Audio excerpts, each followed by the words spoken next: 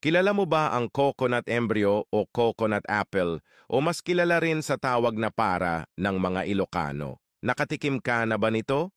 Alam mo bang madami din itong benepisyo? Tara at alamin natin. Number 1.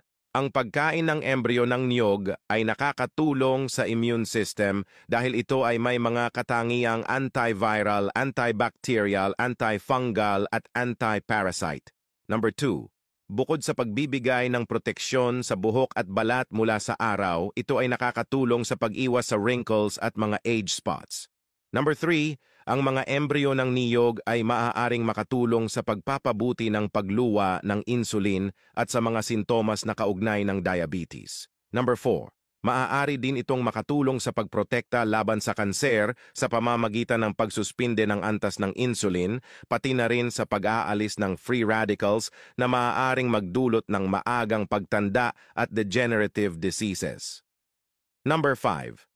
Ang kemikal na komposisyon ng embryo ng niyog ay maaaring makatulong sa pagbawas ng panganib ng sakit sa puso at sa pagpapabuti ng malusog na kolesterol, HDL.